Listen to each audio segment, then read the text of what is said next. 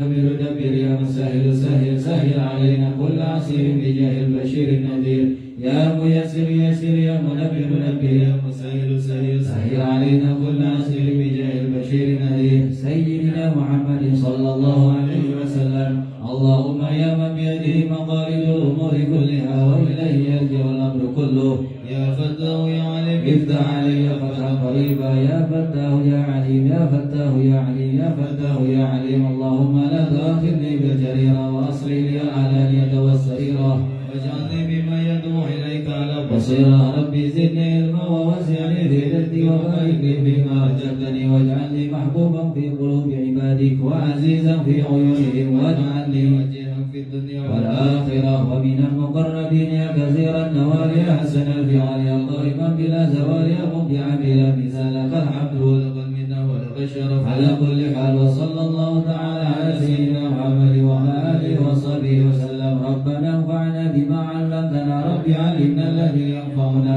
الحمد لله على كل حال ونعوذ بالله من حال أهل النار وصلى الله تعالى على سيدنا محمد وعلى آله وصحبه وسلم اللهم اجعل نفسي مطمئنة تؤمن بلقائك وتمنع بعطائك وترضى بقضائك اللهم اجعل نفسي مطمئنة تؤمن بلقائك وتمنع بعطائك وترضى بقضائك اللهم اجعل نفسي مطمئنة تؤمن بلقائك وتمنع بعطائك وترضى بقضائك بسم الله الرحمن الرحيم نويت التعلم والتعليم والتذكر والتذكير والنفع والانتفاع والإفادة والاستفادة والحث على التمسك بكتاب الله وسنة رسوله صلى الله عليه وسلم والدعاء إلى الهدى والدلالة على الخير ابتغاء مرضاته وقربه وثوابه وحسن الخاتمة مع الذكر والعافية وصلاح العاقبة في الدين والدنيا حضرة النبي المصطفى رسول الله صلى الله عليه وسلم شيء لله الفاتحة أعوذ بالله من الشيطان الرجيم بسم الله الرحمن الرحيم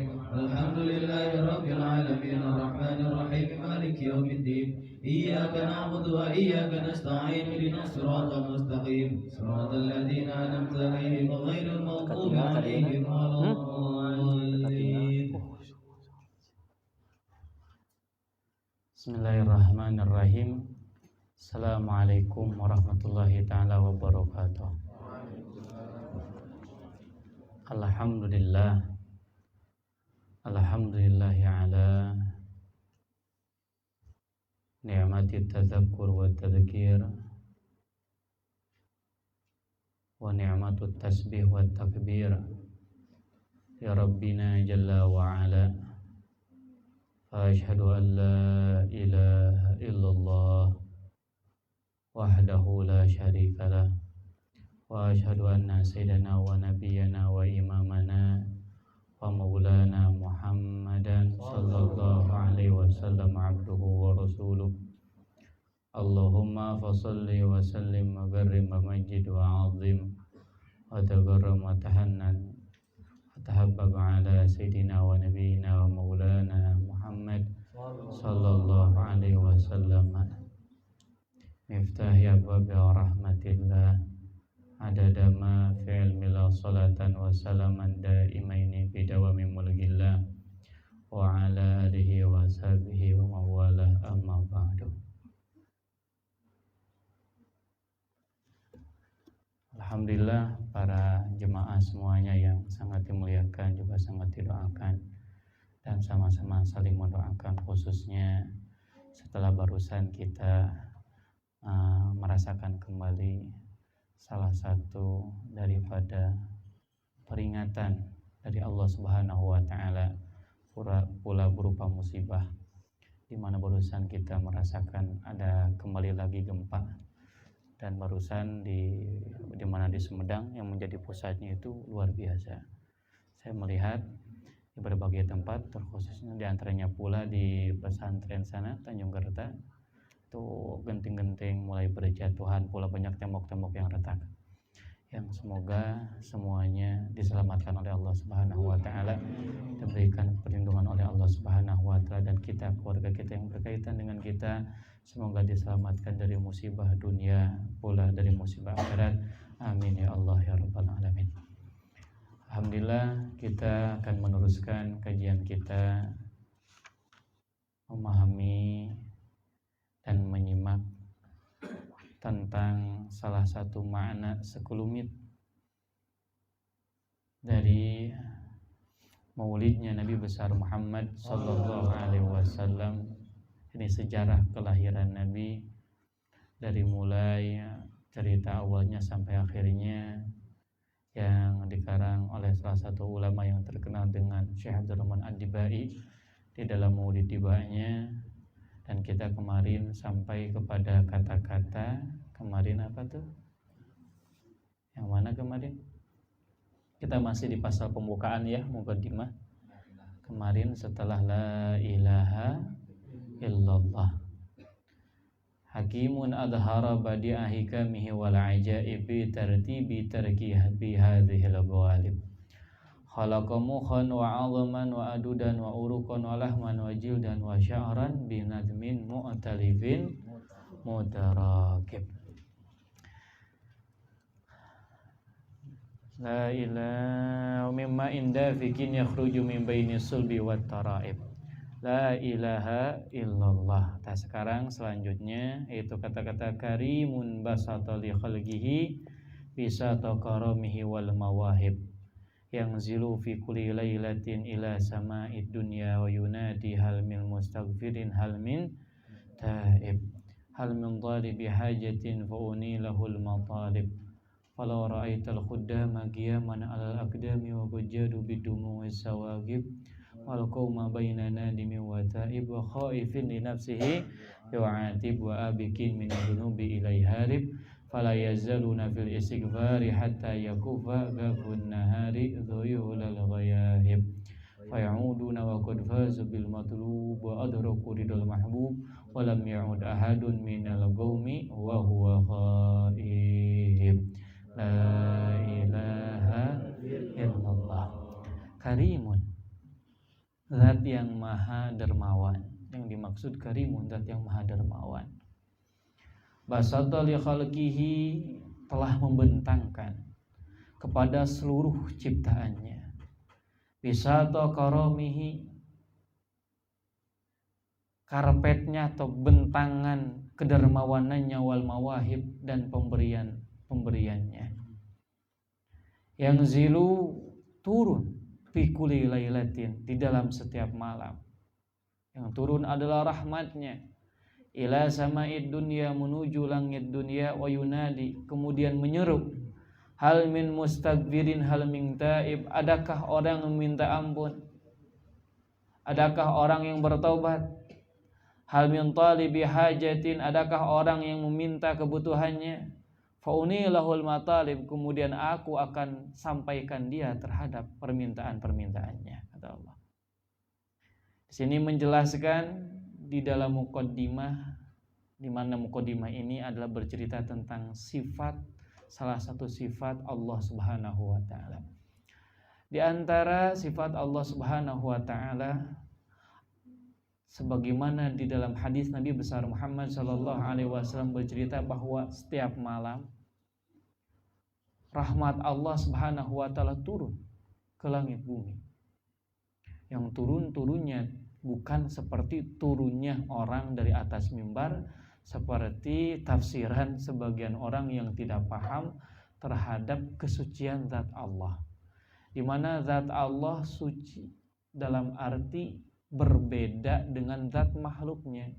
Ketika berbicara turun Allah ke bumi, tidak bisa kita artikan seperti turunnya kita dari tempat yang tinggi ke tempat yang rendah. Kenapa? Karena Allah bukan makhluk.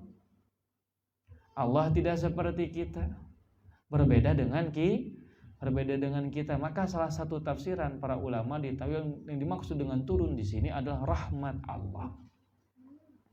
Rahmat Allah turun setiap malam kepada langit dunia, kemudian menyeru, adakah orang minta ampun? Adakah orang yang bertobat? Dalam arti Allah menyeru karena janji Allah, siapapun yang meminta ampun kepada Allah di waktu malam menghadap kepada Allah, akan Allah ampuni dosa-dosanya. Siapapun yang bertobat kepada Allah, menghadap kepada Allah di tengah malam, maka akan Allah terima taubatnya. Makanya waktu malam itu adalah waktu yang luar biasa. Tidak bisa kita sia-siakan waktu tersebut. di mana Al-Habib Abdullah Al-Idrus radhiyallahu taala anhu beliau berkata, man arada as-safa ar-rabbani fa'alaihi bil inkisar wal iftighar fi jubil laili. Siapa orang yang menginginkan kesucian, kejernihan Rabbani, yang bangsa ketuhanan, diberikan oleh Tuhan yang Maha Suci, maka hendaknya dia menghadap kepada Allah di pertengahan waktu malam dan dia menunjukkan di hadapan Tuhannya betapa butuhnya dia kepada Tuhannya dan betapa lemahnya dia di hadapan Tuhannya. Dan di mana Syekh Ismail bin Ibrahim radhiyallahu taala anhu beliau sampai berkata, jumi'al khairu kulluhu fil lail. Ketahuilah semua warna-warni kebaikan Allah kumpulkan di waktu malam. Jadi kebaikan yang ada di waktu siang ada pula di waktu malam, namun ada kebaikan waktu malam tidak akan ada di waktu siang. Kalau di waktu malam, semua kebaikan ada di sana. Dalam arti kebaikan di waktu siang ada di waktu malam. Namun tidak semua kebaikan di waktu malam itu ada di waktu siang. Seperti itulah kehebatan di waktu malam. Makanya kata Syekh Ismail, wa ma uqidat liwaliyin wilayatun illa bilail. Tidak ada cerita pengangkatan kewalian kecuali hanya di waktu malam. Dalam arti orang-orang yang diangkat menjadi wali adalah orang-orang yang dia sering bangun di waktu malam. Maka sebagaimana dijelaskan pula di dalam hadis Nabi besar Muhammad sallallahu alaihi wasallam berbicara tentang orang mukmin, wa alam anna syarafal mu'mini qiyamuhum bil laili. Ketahuilah sesungguhnya kemuliaan harga dirinya seorang mukmin ketika dia bisa beribadah di waktu malam. Di waktu malam adalah waktu sekarang kemuliaan terlihat dari diri orang-orang yang mukmin. Siapa di antara orang mukmin yang bisa bangun di waktu malam? Dialah orang-orang yang betul-betul menyandang kemuliaan sebagai orang mukmin. Dan pula di dalam kitab Ta'limul Muta'allim, di sana diterangkan oleh para ulama, tarumul izza summa tanamul laila, gitu kan, ya gusul bahra man talabal laali. Kata para ulama, bigodril kaddi tuktasabul ma'ali faman ramal ula sahiral layali. Ketahuilah bahwa kedudukan yang tinggi tergantung keletihannya, untung tergantung capainya, hasil tergantung upayanya. Semakin kita usahanya tinggi, maka hasil pula akan semakin banyak. Kalau kita ingin mendapatkan hasil yang tinggi dari Allah, maka usahakan ibadahnya pula harus semakin banyak. Di mana terlihat ibadah itu serasa banyak dan hebat? Ketika bisa beribadah di waktu malam. Paman romal ula sahrul layali, kata ulama. Siapa orang yang menginginkan derajat yang tinggi, maka sepatutnya dia bangun di waktu malam beribadah kepada Allah. Tarumul izza summatana mulailah. Kamu cita-cita menginginkan menjadi orang mulia, kemudian kamu tidur di waktu malam, tidak menyempatkan bangun di waktu malam untuk bertahajud, berdoa kepada Allah. Ya gusul bahra man talabal ali. Ketahuilah, orang mau mendapatkan mutiara harus menyelam dulu ke dalam lautan. Tidak mungkin orang bisa mendapatkan mutiara kalau tanpa dia menyelam ke dalam lautan yang begitu menyeramkan. Berikut pula, tidak mungkin orang menjadi orang mulia kalau dia tidak siap untuk menghadapi ujian dan beban untuk bangun di waktu malam.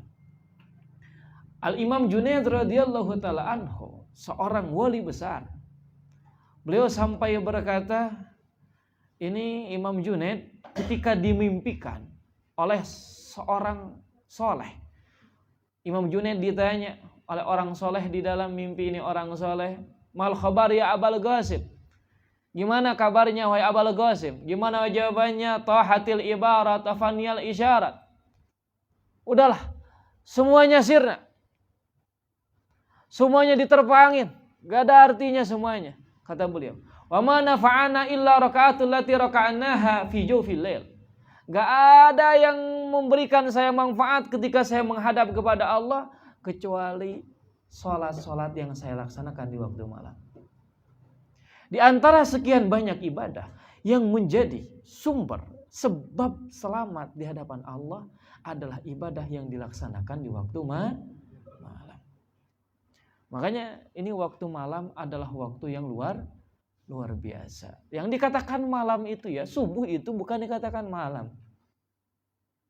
Subuh itu sudah beda lagi waktunya.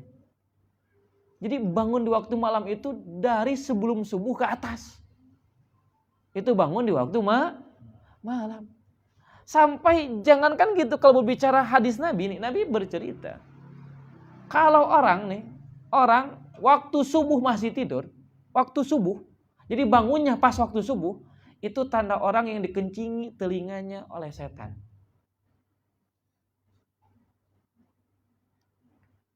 Ini yang seperti itu, yang bangun di waktu subuh. Gimana kalau seandainya yang bangunnya jam 7? Itu bukan dikencengin doang, dipodolan. Gitu kan? Makanya Habib Abdullah Asy-Syatiri radhiyallahu ta'ala anhu, Habib Abdullah Asy-Syatiri, ini ayahnya Habib Zalim.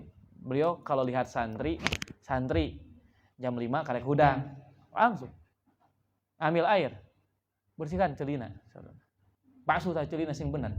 Kenapa? Karena telinganya penuh dengan kencing setan. Sampai-sampai ada sebagian wali majedub, ada salah satu wali majedub itu ketika ada orang waktu subuh jam 5 masih ngaguler ku wali majedub di ompolan tah jelema eta. Celina di ompolan telinganya. Ketika pulang ngamuk dia. Wah, apa aneh nih? Milih mana? Di ompolanku kami, di ompolanku setan. Kenapa? Ya karena orang yang dia bangunnya pada jam 5, jam 6 itu tanda orang yang dikencingi oleh setan. Kenapa? Karena orang mukmin itu orang yang betul-betul suci. Kenapa? Jadi sebelum subuh itu dia sudah siap-siap bangun. Bangun di waktu malam luar biasa. Keutamaannya. Nah, juga Imam Syafi'i radhiyallahu ta'ala anhu beliau berkata, di antara perkataan beliau, atahza'u bid-du'a wa tazdarihi wa ma tadri ma fa'ala du'a. Kata Imam Syafi'i, apakah kamu merendahkan doa kepada Allah? Kamu anggap remeh berdoa kepada Allah? Kamu tidak tahu apa yang dia lakukan akan dilakukan oleh itu doa. Ini banyak orang sekarang yang meremehkan kepada doa. Power of doa itu luar biasa. Kata Imam Syafi'i, wa ma tadri ma fa'ala du'a. Kamu tidak akan tahu, lihat apa yang akan dilakukan oleh doa. Namun di antara doa perlu diketahui oleh kamu, kata Imam Syafi'i, sihamul laili la tukhti. Panah yang dilontarkan di waktu malam tidak akan pernah meleset, kata Imam Syafi'i. Ketika kita mau berdoa kepada Allah, tempat berdoa yang tidak mungkin meleset, pasti kena sasaran adalah di waktu malam. Walakin laha amadun walil amadin qita'u. Kata Imam Syafi'i, cuman ya segala sesuatu ada waktunya dan waktunya pula akan datang saatnya, kata Imam Syafi'i. Jadi kalau kita punya keinginan di dalam hal apapun, satu ingin diampuni oleh Allah, ingin diterima oleh Allah, mustakbirin ingin diampuni oleh Allah, taib kembali kepada Allah, dalam arti kita ingin diterima lagi oleh Allah, tidak mau menjadi orang yang jauh dari Allah. Kemudian kita punya keinginan, hal min talibi hajatin, adakah yang meminta kebutuhannya, keinginannya, silakan utarakan kepadaku, kata Allah. Faunilahul matalib, aku akan sampaikan dia terhadap keinginannya. Ini doa-doa yang dipanjatkan di waktu malam. Tapi bagi kita yang banyak masalah, ketimbang kita tidak bisa tidur di waktu malam, resah sampai beli obat supaya bisa tidur, ketimbang kayak gitu lebih baik obatnya langsung ke kamar mandi sholat tahajud. Ketimbang beli obat ke apotek buat apa? Lebih baik kita wudhu kemudian tahajud, ngangkat tangan kepada Allah, curhat kepada Allah, itu akan lebih baik, meringankan beban kita ketimbang di waktu malam gak bisa tidur, resah, bikin status, udah gitu nangis Nangisnya gak tahu ke siapa. Hanya keluh kesah saja. Bukan nangisnya kepada Allah. Daripada seperti itu, lebih baik udahlah wudu, hamparkan sajadah, sholat. Kemudian setelah sholat sujud kepada Allah. Lamakan sujudnya, curhat kita dalam keadaan sujud kepada Allah. Setelah beres sholat, angkat tangan. Kita panjatkan kepada Allah. Ingat kita punya Tuhan. Kita meminta kepada Tuhan yang maha ada. Kalau berbicara tentang mana buktinya Tuhan maha ada, tidakkah kita tahu gempa? Gempa itu dari mana? Dari siapa? Oh, secara alam. Oh, itu dari Sesar Lembang. Secara alam. Tapi hakikatnya siapa yang memberikan gempa? Hakikatnya siapa yang memberikan gempa? Emang Sesar Lembang atau Sesar Lembang? Lembangnya sendiri siapa yang menciptakannya? Sesarnya sendiri siapa yang menciptakannya?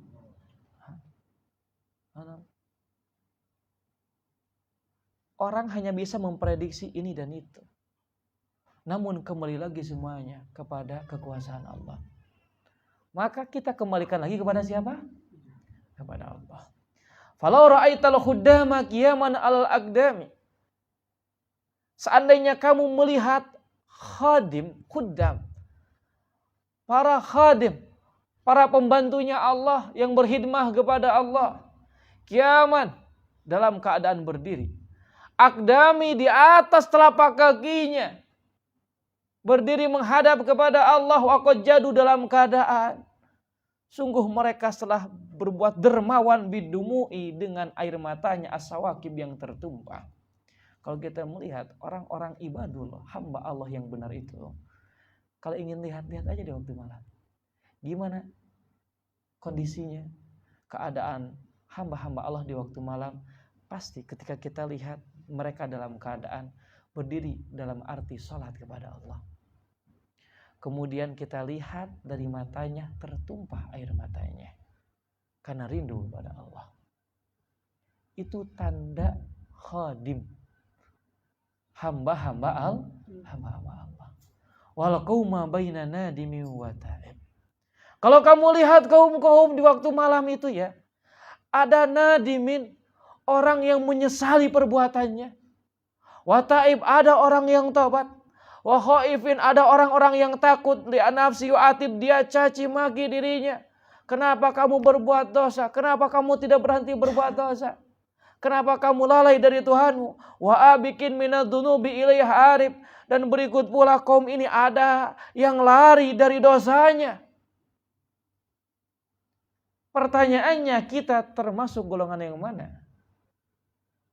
Dari golongan-golongan yang sudah disebutkan, apakah kita termasuk orang yang berdiri di dalam sholatnya ketika di waktu malam? Apakah kita termasuk orang yang menyesali perbuatannya ketika di waktu malam?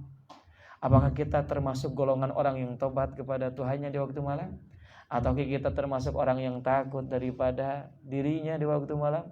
Apakah kita termasuk orang yang kabur dari dosanya? Kenapa? Karena yang diceritakan oleh beliau di sini bercerita tentang orang-orang yang memiliki hubungan dengan Allah. Kan kita sedang berbicara sifat Allah. Juga diceritakan sekarang yang berkaitan dengan Allah. Orang-orang yang berkaitan dengan Allah, orang-orang yang seperti ini, pertanyaan kita termasuk golongan mana? Gak ada cerita di sini. Ada kaum ini orang-orang yang tidur di atas kasurnya, gak ada. Yang terlelap di alam mimpinya tidak ada di sini. Orang yang memiliki kaitan khusus dengan Allah adalah golongan orang-orang yang di sini. Fala yazaluna fil istighfar, maka senantiasa mereka ada di dalam istighfar, minta ampun kepada Allah. Hatta yakufa kafun nahari dhuyulal qayaib, sehingga menyulam tangannya waktu siang ini menjahit dhuyulal qayaib kepada ujungnya kain waktu malam. Mereka terus seperti itu sampai malam berganti menjadi waktu siang. Faya'uduna, ketika mereka sampai di waktu siang, kembali ke alam mereka yang tadinya mereka berada di dalam alam malakut, alam munajat dengan Allah, seakan-akan mereka fana dari alam dunia yang sangat hina ini. ketika mereka kembali lagi ke alam sadar mereka, waqad bazu bil matlub, mereka telah beruntung membawa apapun yang mereka inginkan. Wa adraku ridul mahbub, dan mereka telah mendapatkan keridhaan Tuhan yang dicintai oleh mereka. Walam yaud, dan tidak ada ahadud, dan tidak ada satupun yang kembali minal qaumi, dari golongan kaum-kaum yang tadi, wa huwa khaib, dalam keadaan rugi, enggak ada. Dalam keadaan sia-sia, tidak ada. Kalau orang ibadah di waktu malam, enggak ada cerita sia-sia. Doa di waktu malam, enggak ada cerita sia-sia. Makanya kita ini yang banyak keinginan, banyak masalah, cobalah kita bangun di waktu malam. Bangunlah kita di waktu malam. Curhatkan masalah kita kepada Allah. Gitu kan? Curhatkan keinginan kita kepada Allah. Curhatkan sekarang apa yang menjadi beban di dalam kehidupan kita. Curhatkan apa sekarang yang menjadi kegundahan, ketakutan yang selalu melanda hati kita. Curhatkan kepada Allah. Karena Allah adalah zat yang maha memberikan keamanan. Maka bagi orang-orang yang dekat dengan Allah di dalam keadaan seperti apapun, bahkan Al-Habib Umar bin Hafid Matabitul Hayati, kalau kita berbicara tentang alam mahsyar, kan image-nya ini kesannya alam mahsyar menakutkan. 7 matahari di atas kepala, 7 matahari, tidak ada tempat bernaung, kan kesannya kayak menakutkan. Kata Habib Umar bin Hafid, ketahuilah alam mahsyar bagi orang-orang yang dekat dengan Allah dan dengan Rasulnya adalah ajang, adalah tempat yang menjadi ajang untuk memperlihatkan bagaimana kedudukannya di sisi Allah. Di mana tidak sedikit orang-orang di alam mahsyar terlihat bagaimana cahayanya, bagaimana ketinggian derajatnya. Para syuhada ketika masuk bangun, orang-orang yang mati syahid penuh dengan darah, dibangkitkan di alam mahsyar dalam keadaan utuh. Darahnya seperti ya ketika dia terbunuh. Dengan darahnya, namun darahnya baunya menjadi bau yang lebih harum ketimbang misik di alam dunia. Ketika bangun dengan darahnya, ajang untuk apa? Memperlihatkan kebanggaannya. Ini loh nih saya, kalian pada telanjang, saya dengan pakaiannya nih, bukti nih, darah ini, saya mati di jalan Allah. Di alam mahsyar di saat orang pada ketakutan, tapi bagi orang yang dekat dengan Allah dan Rasulnya tidak ada ketakutan sama sekali. Bahkan ketika melewati neraka sekalipun tidak ada ketakutan sama sekali. Bahkan ketika dihisab sekalipun, ya kalau orang soleh tahu dihisab, apa arti dihisab? Dihitung kan? Dihitung amal-amalnya. Coba kalau seandainya jelas amal kita baik semuanya, takut gak mau dihitung? Takut gak?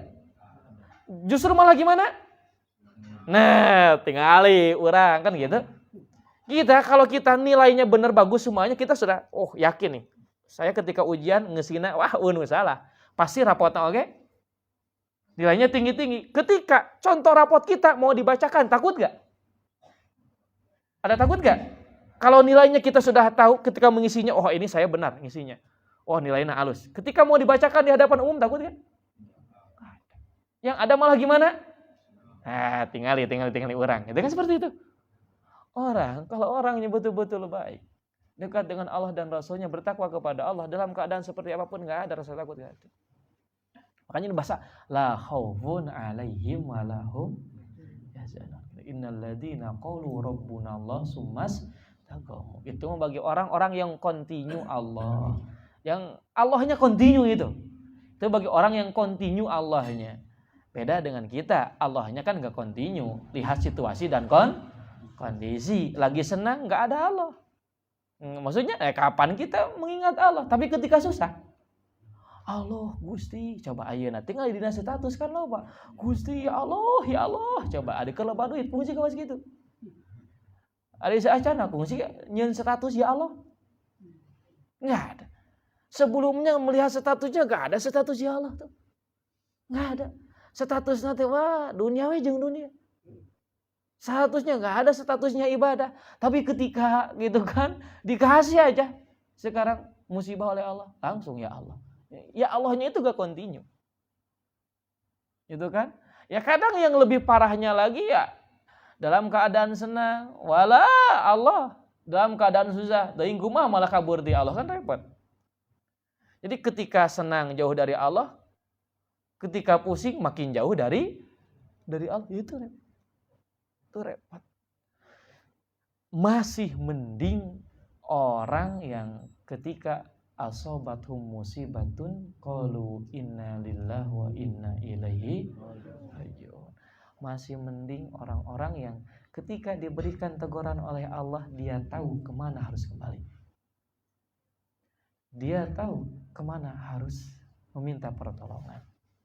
Maka dalam kondisi seperti ini bagus kita kumandangkan di status ya Allah, ya Allah, ya Allah, sing eling Allah. Jadi semuanya paham bahwa ini semuanya ini adalah apa? Qudratullah, adalah kekuasaan Allah. Akhirnya semuanya sadar kita ini punya Allah. Kita ini punya Tuhan. Ini Tuhan yang maha kuasa, yang mengatur kita ini Tuhan. Terus dari kemarin kemana kan gitu. Dari kemarin kenapa saya jauh dari Allah? Dari kemarin kenapa saya meninggalkan sholat kepada Allah? Jadi orang-orang banyak sadar. Ya kumandangkan kita dalam posisi kumandangkan status kita agar berzikir kepada Allah Subhanahu wa taala. Adraku ridal mahbub walam yaud ahadun minal gaumi wa huwa ghaib. La ilaha illallah. Fa subhanahu wa ta'ala, maka maha suci zat Allah dan maha tinggi. Min malikin, seorang raja. Aujada, yang telah mewujudkan nuro nabihi, cahaya nabinya, yaitu siapa? Nabi besar Muhammad sallallahu alaihi wasallam. Min nurihi, Allah ciptakan dari cahaya Allah. Qabla an yakhluqa Adam, sebelum menciptakan Nabi Adam, minatinil lazib, dari tanah liat. Jauh sebelum Nabi Adam diciptakan, cahaya Nabi besar Muhammad sallallahu alaihi wasallam sudah Allah ciptakan. Maka ketika Nabi Adam alaihissalam diciptakan, kemudian disimpan, dititipkan cahaya Nabi kepada Nabi Adam alaihissalam. Ketika itu para malaikat disuruh sujud kepada Nabi Adam. Kata para ulama, diantaranya Al-Imam Shawi, Ahmad Al-Shawi bercerita dalam tafsirnya, tahukah kamu sebenarnya kepada siapa para malaikat disuruh sujud oleh Allah? Disuruh sujud kepada nur yang menjadi sumber asal, itu cahaya Nabi besar Muhammad sallallahu alaihi wasallam. Wa arada fakhrahu 'alal asya, dan Allah mengajukan kebanggaannya atas segala sesuatu wa qala. Kemudian Allah seraya berkata, hadza sayyidul anbiya. Ini loh, kata Allah. Allah ajukan kepada semua ciptaannya setelah Allah ciptakan cahayanya. Allah ciptakan makhluk-makhluk, ciptakan ruh, Allah ciptakan langit, ciptakan bumi, Allah ciptakan surga, ciptakan neraka, ciptakan aras, ciptakan kursi. Allah berkata kepada semuanya, hadza sayyidul anbiya. Ini adalah pemimpinnya para nabi. Wa ajalul asfiya, dan ini adalah yang paling agung di antara orang-orang yang dipilih olehku, kata Allah. Wa akramul habaib, dan ini kekasih yang paling mulia di sisi kata Allah. Nabi besar Muhammad sallallahu alaihi wasallam. Ini luar biasa. Jadi Nabi adalah makhluk pertama yang diciptakan oleh Allah Subhanahu wa ta'ala. Tapi baru berupa apa? Cahaya. Cahaya ini itu turun menurun, Allah titipkan kepada tulang rusuk orang-orang yang mulia. Generasi demi generasi yang menjadi wadah. Ini cahaya adalah orang-orang yang mulia. Siapapun yang cahayanya ada di sana, maka niscaya itu sesuatu akan dimuliakan oleh Allah dan akan menjadi orang paling mulia. Rasul menjadi Rasul yang mulia. Makanya entar diceritakan di depan ketika berbicara tentang Nabi Nuh alaihissalam selamat daripada bencana sealam dunia, itu bukan satu desa, bukan satu negara. Nabi Nuh itu kan sedunia. Dari sedunia semuanya tenggelam, tinggal nyisa 80 orang, 40 laki-laki, 40 perempuan. Udah tinggal segitu toh, 40 laki-laki, 40 perempuan. Tak kemudian tinggal sisa hewan-hewan. Bayangin, yang hewan dan tumbuhan yang ikut di dalam perahu Nabi Nuh. Itu kan sisanya sirna semuanya, nggak ada hancur. Pertanyaannya, kok bisa? Itu perahu kan dari kayu. Yang lain bebatuan pada hancur, diterpa oleh ombak. Kok ini perahu ini kuat kokoh seperti itu? Apa yang menjadi sebab? Oh ternyata terdapat nur cahaya Nabi besar Muhammad sallallahu alaihi wasallam di atas itu perahu. Subhanallah. Ini Nabi besar Muhammad sallallahu alaihi wasallam. Makanya ini faya bakat kata para ulama, alangkah gembiranya bagi orang yang di hatinya ada nur cahaya Nabi besar Muhammad SAW, yaitu merupakan kecintaan kepada Nabi. Ketika di hati kita ada cinta kepada Nabi, beruntung kita. Dalam keadaan seperti apapun kita akan diberikan solusi oleh Allah. Kenapa? Allah tidak mungkin akan menyengsarakan dan membiarkan seseorang yang di hatinya ada cinta kepada Nabinya dalam keadaan sedih, tidak mungkin. Dan tidak mungkin akan terbakar. Hanya ada seorang perempuan dilaporkan ke Nabi. Itu perempuan, jadi dijailin ya sama seorang laki-laki. Kata laki-lakinya, kamu benar gak cinta sama Nabi? Oh benar, saya cinta ke Nabi. Kalau kamu cinta kepada Nabi, buka cadarmu. Saya ingin lihat kamu. Buka cadarmu. Jadi kayak ditantang, jadi tantangnya kayak gitu. Orang ceweknya polos. Karena dia betul-betul cinta kepada Nabi, gak mau dibilang gak cinta. Ditantang. Lamun bener cinta, buka cadarnya. Lamun tuh, wah, tantang kayak gitu. Dibuka cadarnya. Karena dia menunjukkan saya betul-betul cinta kepada Nabi. Sampai kabar ke Nabi itu orang. Dilaporin tuh cewek. Nah, Nabi. Ketika dilaporkan ke Nabi, kata Nabi ngomong kepada sahabat yang lapornya, kasih tahu kepada itu perempuan, kalau benar cinta kepadaku sekarang masuk ke dalam tanur. Tanur itu hawu gede. Gitu kan? Tahu hawu bahasa Indonesia hawu teh naon? Tungkunya. Tungku yang besar. Masuk ke dalam tungku yang ketika itu banyak kayunya, lagi nyala. Suruh masuk ke sana. Disampaikan sama ini sahabat kepada itu perempuan, kata Nabi, kalau kamu pun cinta kepada Nabi, masuk ke dalam tanur sekarang. Tunggu. GPL gak pakai lama, langsung masuk ke dalam. Penuh dengan api. Dan subhanallah, dalam hadis ceritakan, jangankan badannya, pakaiannya pun gak ada yang tersentuh oleh api tersebut. Gak ada yang terbakar. Api-api nyala-nyala, kayu terbakar, ini dianya enggak. Di dalam, subhanallah. Makanya betul kata Habib Ali Al-Habsyi radhiyallahu ta'ala anhu, hasya wa kalla an tahriqun nar qalban fihi mahabbatun nabi sallallahu alaihi wasallam. Tidak mungkin api berani membakar orang yang di hatinya ada cinta kepada Nabi besar Muhammad sallallahu alaihi wasallam. Maka penuhilah hati kita dengan cinta kepada Nabi. Hati kita, tangan kita penuhi. Jadi bukan hanya hati doang, gini loh. Kalau berbicara cinta, yaitu urusan hati. Tapi catat, meskipun cinta itu urusan hati, tapi cinta pula ini dirasakan oleh semuanya. Mana buktinya? Ketika yang cinta hati, tapi yang gelisah semuanya kan? Cinta itu urusan hati. Ketika gelisah, yang gak bisa tidur siapa? Hatinya doang atau gimana? Matanya jadi gak bisa tidur, kangen. Kan gitu, kepikiran. Itu padahal cinta itu urusan apa? Hati. Tapi kan semuanya ikut merespon.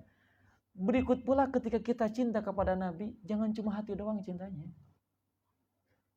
Biarkan mata kita merasakannya. Belajar kita menangis karena rindu kepada Nabi. Ketika salawat kali-kali, ketika salawat itu ya. Kalau gak bisa gimana caranya? Coba kita lihat, kita HP download. Download di HP kita bagaimana download kubah Nabi. Download makbaroh, kuburan suci Nabi. Itu kan. Kemudian kita baca salawat sambil melihat itu, renungin ya Rasulullah, kapan saya ke sana ya Rasulullah. Kita ajak bicara hati kita. Kemudian mata ini agar memiliki bagiannya sampai meneteskan air mata. Di mana Nabi besar Muhammad sallallahu alaihi wasallam beliau bersabda, "Man dzakarani wa huwa bakin wajabat lahu syafaati." Siapa orang yang mengingatku dalam keadaan menangis, maka wajib syafaatku untuk orang tersebut.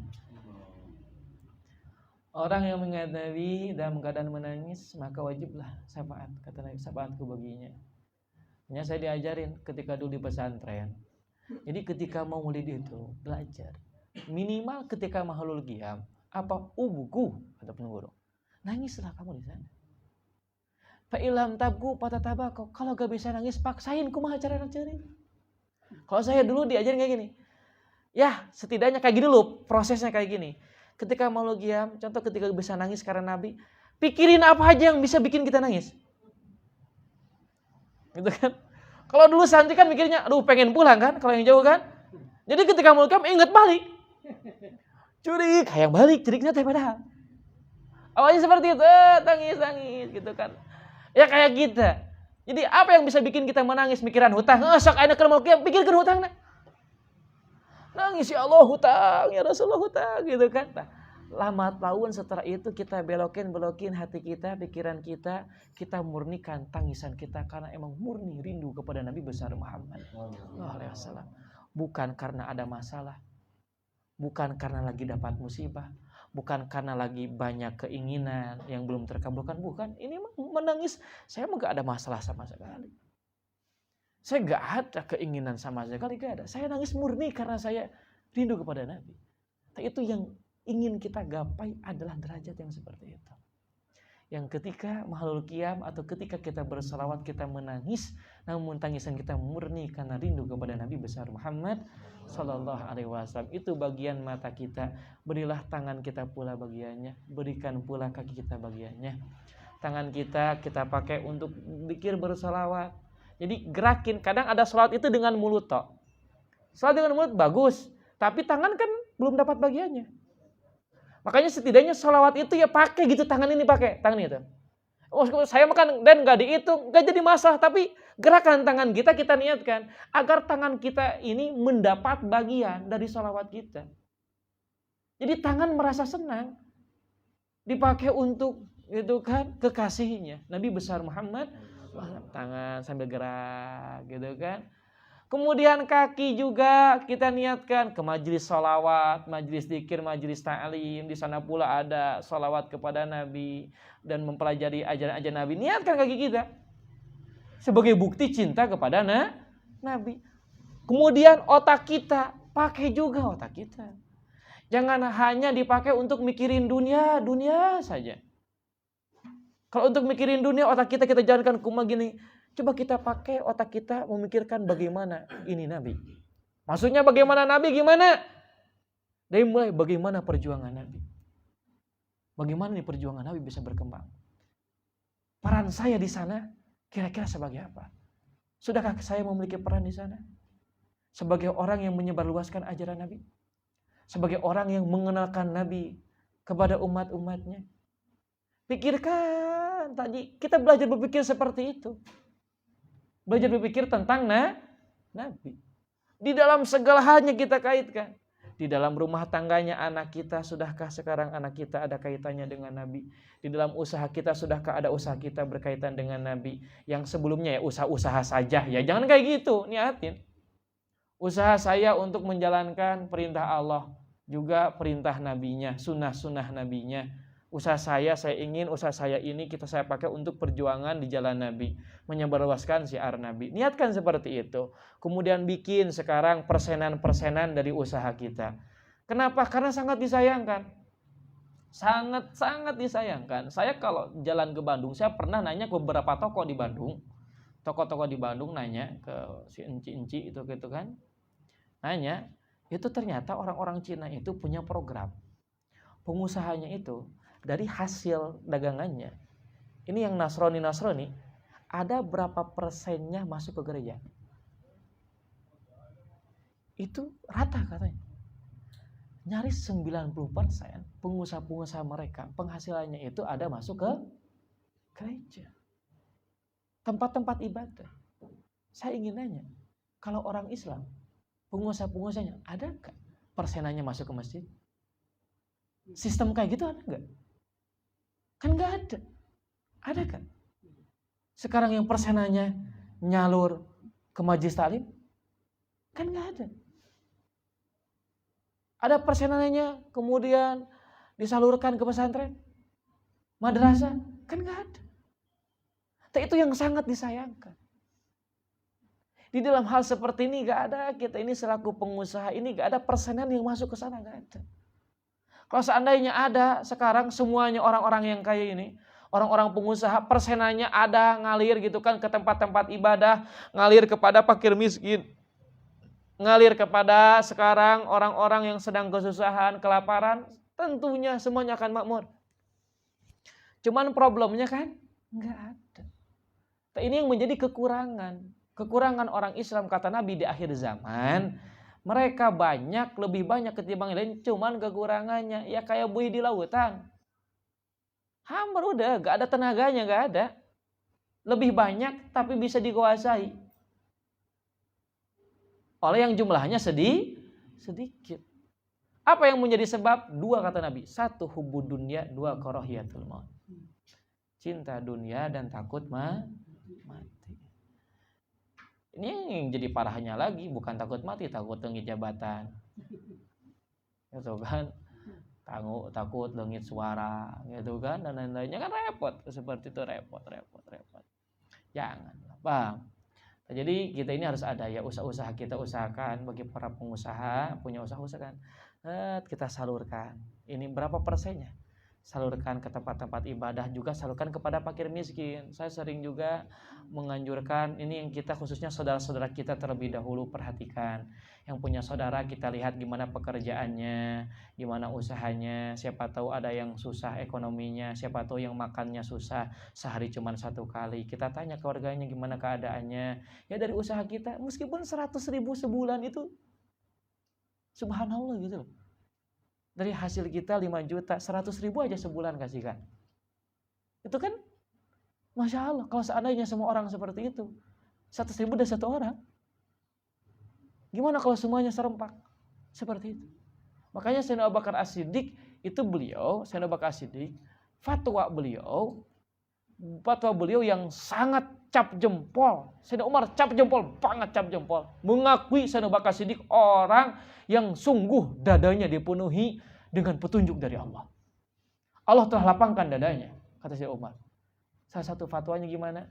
Sayyidina Abu Bakar As-Siddiq memerangi orang, siap memerangi orang yang tidak mau mengeluarkan zakat sebagaimana memerangi orang-orang yang memerangi orang Islam. Melawan orang kafir. Orang kafir harbi diperangi. Orang yang tidak mau memberikan zakat juga harus diperangi, sama seperti itu. Kenapa? Dampaknya sangatlah bahaya. Dampaknya sangat bahaya. Apalagi di masa-masa yang sulit seperti ini, belajar kita saling berbagi, saling memperhatikan saudara-saudara kita gitu loh. Banyak orang yang kelaparan di mana-mana, kan seperti itu. Di antaranya lagi yang sudah kelihatan oleh kita pula, ya saudara kita di Palestina. Ya ini subhanallah, sekarang ini media-media sudah pada diem kan. Sekarang sudah kayak adem-adem di TikTok pun yang lewat sekarang jarang. Dia hampir jarang. Di berbagai media gitu kan, tapi kondisi mereka sekarang seperti apa? Masih seperti itu.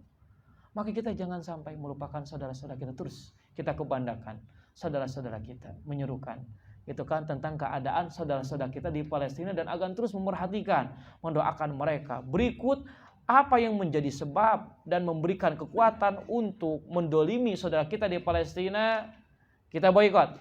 Produk-produk sekarang yang mendukung sekarang Zionis untuk menghancurkan Palestina, mendolimi Palestina, kita boikot. Jangan sampai lelah, jangan sampai lengah. Gak jadi masalah. Makanan masih banyak, minuman masih banyak. Jangan bingung, jangan dianggap sulit, jangan dianggap susah. Makanan masih banyak. Datu dahar daging eta ge moal matak paeh moal. Masih banyak. Gitu kan? Jangan sampai kita lengah. Ingat kita saudara-saudara kita di sana seperti apa kondisinya. Berikut pula perhatikan saudara-saudara kita di Indonesia ini masih banyak orang-orang yang kelaparan. Masih banyak orang-orang pengangguran. Gitu kan? Kita yang punya lahan usaha, berikanlah sekarang ruang untuk saudara-saudara kita yang punya harta lebih pula belajar berbagi kepada saudara-saudara kita. Dan saya sering juga bercerita, ini kayak gambaran kecil. Di malam hari kayak jam segini, ini makanan kita masih ada gak di dapur? Nasi masih ada, lauknya masih ada, dikemanakan oleh kita? Dibiarin kan? Besoknya dimakan lagi enggak? Enggak kan, kebanyakan kan? Besoknya kan enggak dimakan, dibuang. Apa salahnya? Kiranya kalau seperti ini, jadi setiap malam itu lihat jam 8 kita makanan masih ada, udah makan malam kita lihat masih ada sisanya, dikemas dengan rapi, ketok tetangga kita atau WA bawa aturan kita, geus dahar jan dirinya Gitu kan? Nih ada makanan nih. Ya kalau kepake alhamdulillah, kalau enggak apa-apa. Gitu kan? Kita kasihkan. Kan lebih manfaat. Subhanallah. Ini kan enteng. Ini adalah pelajaran yang enteng, tapi ternyata kalau kita praktekkan luar biasa. Dan ya sayangnya itu dia. Jarang kita praktekkan dan bahkan susah kita mempraktekannya. Kita lama lebih memilih basi ketimbang dibagikan. Lebih memilih rusak barang kita ketimbang dibagikan. Nah, itu kita, salahnya kita. Ya, semoga dirubah oleh Allah Subhanahu wa taala. Semoga saudara-saudara kita oleh Allah Subhanahu wa taala diselamatkan, dijauhkan dari kelaparan, dijauhkan dari musibah. Semoga diberikan kesuburan oleh Allah Subhanahu wa taala di dalam urusan dunianya pula urusan akhiratnya. Amin ya Allah ya rabbal alamin. Sebelum ditutup pengajian kita pada malam hari ini, kita bersama-sama dulu membaca sekarang pujian kepada Nabi melalui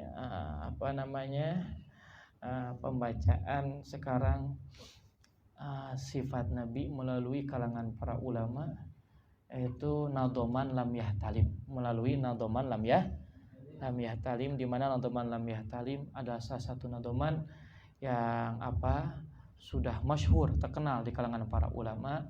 Nadhoman bisa menjaga kita dari berbagai macam musibah, dari kebakaran, dari pencurian, dari musibah, gempa dan lain-lainnya. Kita niatkan untuk kita semuanya dan saudara-saudara kita dimanapun berada, semoga diselamatkan oleh Allah Subhanahu wa taala, diberikan perlindungan oleh Allah Subhanahu wa taala. Amin ya Allah ya rabbal alamin. Bijisina Rasulillah sallallahu alaihi wasallam. Bismillahirrahmanirrahim.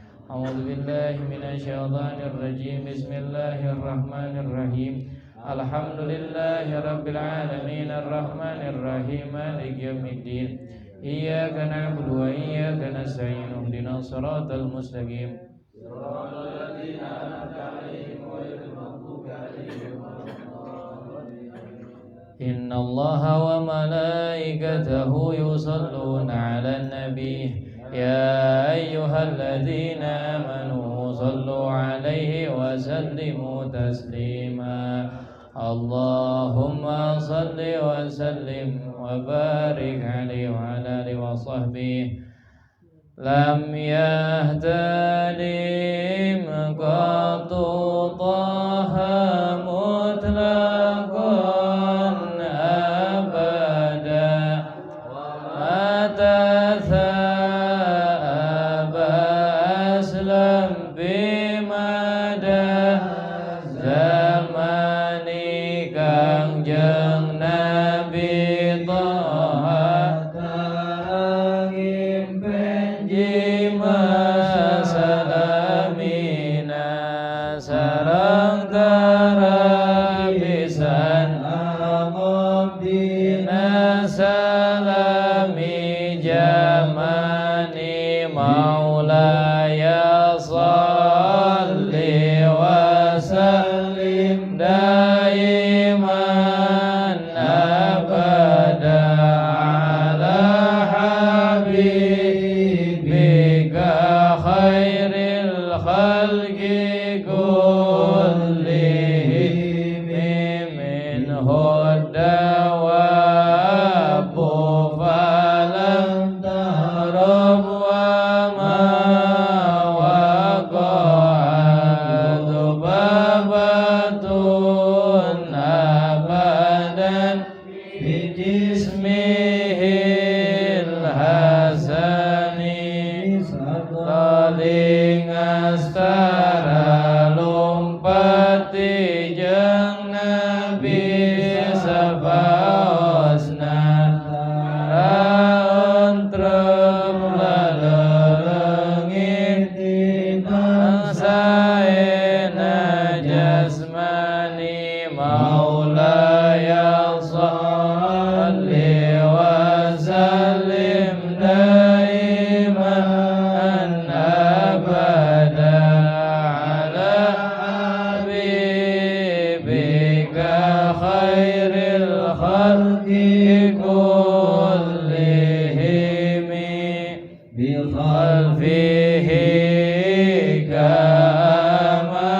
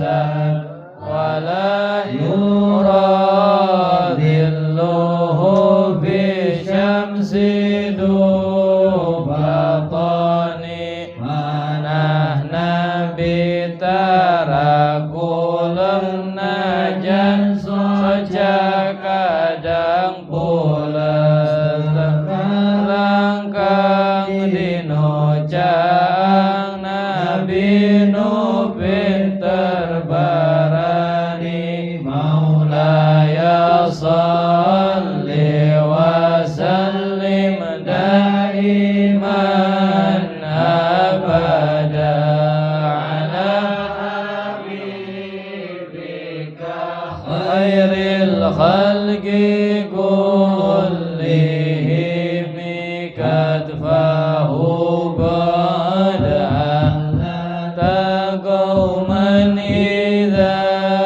jalasu indal wiladati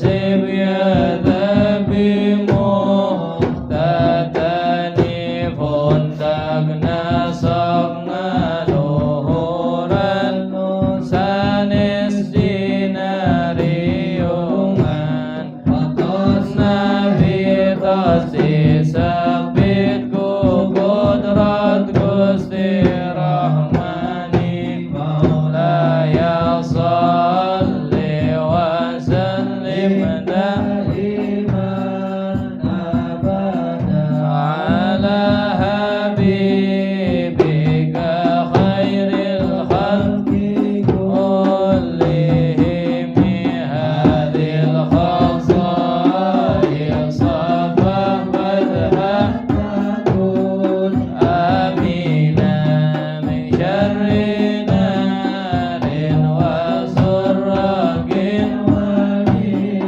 mihani yoga istimewaan pektalan pasti salamadina gadur kapaling balaina jan sunyi maulaya salli wa sallim daiman abada ala habibika khairil khalqi kullihim. Siril Fatihah. A'udzu billahi minasyaitonir rajim. Bismillahirrahmanirrahim. Alhamdulillahirabbil alamin. Arrahmanir rahim. Maliki yaumiddin. Iyyaka na'budu wa iyyaka nasta'in. Ihdinas siratal mustaqim. Siratal ladzina an'amta 'alaihim ghairil alaihim waladdallin. Amin. Itu untuk nonton barusan sudah disebarluaskan di Jalsa Isnin. Bagi yang belum tahu itu bisa di sana dilihat di grup Jalsa Isnin ya. Semoga manfaat dan semoga dikabul hajat. Amin ya Allah ya rabbal alamin. Wallahu a'lam bissawab. Rabbana anfa'na bima 'allamtana. Rabbi faqihna wa faqih ahlana wa qarabatil lana bidinina Alil qudri unsa wa dhaka Rabbi wafiqna wa wafiq lima tadali qawlan wa fi'lan karama warzuqil kulla halalan daima wa akhilla alqiya ulama nudha bil khairi wa nufa kulla sya Rabbana aslih lana kulla syu'un wa akhir birridha min sal'uyun Wadi anna rabbana kulla tuyun qabla an tadiyana rusul manun Lawiri sur'anta akraman sada Wa salatullahi takshal mustafa Man ila aqida'ana wal wafa Bi kitabin fihi linnashi shifa Wa ala alil kiramin surafa Wa ala sabihil qurra Amraituka fansabahat hiya sawawatil jaysha bima'in hamiri Ala ma'ashi wa ma'adi wa ala dhurriyati wa batini wa dhahiri Amraituka fansabahat bihal asawa arwatil jaysha bima'in hamiri Ala ma'ashi wa معادي وعلى ذريتي وبطني وظاهري أمريتك فسبحت فيها العصا وأروت جيش بماء حمير على معاشي ومعادي وعلى ذريتي وبطني وظاهري يسير الأمر علينا سرعة إن الأمر علينا عظما واستجب منا دعانا كرما يا كريما أنت رب الكرما يسير الأمر علينا سرعة إن الأمر علينا عظما واستجب منا دعانا كرما يا كريما أنت رب الكرما يسير الأمر علينا سرعة إن الأمر علينا عظما واستجب منا دعانا كرما يا كريما أنت رب الكرما اللهم اهدنا بهدى يظهر في أوضاع ولا تولينا يا ربنا اعترفنا بأننا اعترفنا وأننا أسرفنا على لظى أشرفنا فتب علينا التوبة حوبا واستر لنا عوراتي وأرنا الروعات واغفر لوالدينا ربي ومولودينا والآل والإخوان خلاني وكل ذي محبة أو جيرة أو صحبة والمسلمين أجمعين يا ربي فضلا وجودا منا لا بكسب منا بالمصطفى الرسول نضى بكل بالمصطفى الرسول نضى بكل سور بالمصطفى الرسول نضى بكل سور صلى وسلم ربي عليه عد الحبيب على نطاش الصهب والحمد لله بالبدء والتناهي